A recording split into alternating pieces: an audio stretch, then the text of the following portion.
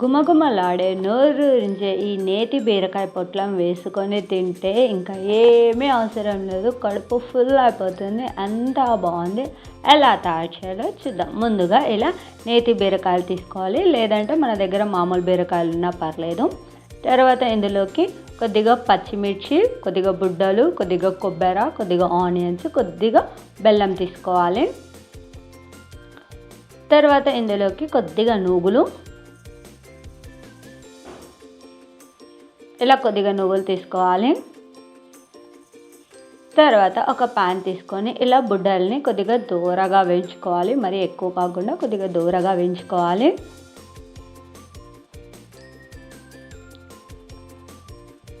ఇలా దూరగా వేయించుకున్న తర్వాత మనం పొట్టుతో కావాలంటే వేసుకోవచ్చు, లేదంటే మామూలుగా అయినా పొట్టు తీసైనా వేసుకోవచ్చు, యువర్ చాయిస్.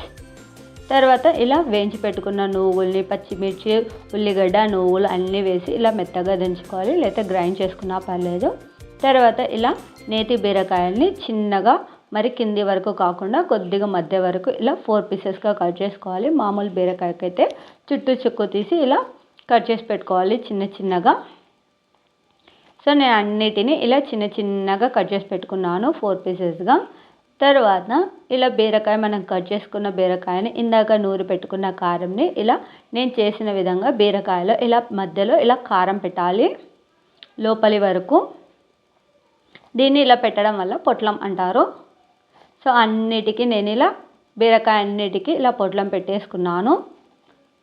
తర్వాత ఒక పాన్ తీసుకొని, లేకపోతే ఒక బాండీ అన్న తీసుకోవాలి. తర్వాత ఇందులో కొద్దిగా నూనె వేసి మనం పెట్టుకున్న ఈ బీరకాయ పొట్లాలన్నిటిని ఇందులో పెడుతున్నాను.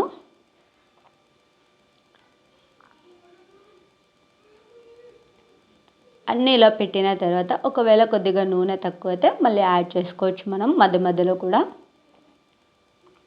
ఇలా కొద్దిగా నూనె యాడ్ చేస్తున్నాను. బాగా మగ్గనివ్వాలి. ఇలా కొద్దిగా నూనె వేసి ఇలా మగ్గేటప్పుడు ఆవిరిపోకుండా ఇందులో పైన ఒక ప్లేట్ పెడుతున్నాను. ఇలా ప్లేట్ పెట్టి అందులో కొద్దిగా వాటర్ వేసి పైన కొద్దిగా సేపు ఇలా హీట్ చేసుకోవాలి.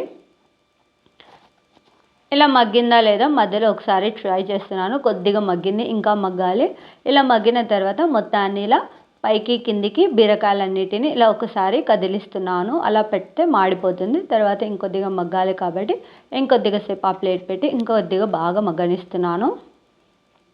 బీరకాయ అనేది బాగా మగ్గాలి, అప్పుడే టేస్టీగా ఉంటుంది. పచ్చి పచ్చిగా ఉంటే అస్సలు టేస్టీగా ఉండదు.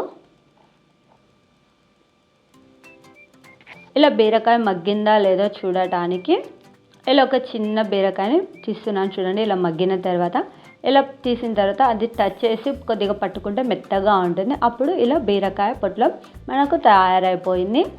ఇది 2 రోజులున్న ఏం కాదు, బీరకాయ పొట్లం, నోరూరించే బీరకాయ పొట్లం తయారైపోయింది. చాలా టేస్టీగా కూడా ఉంది.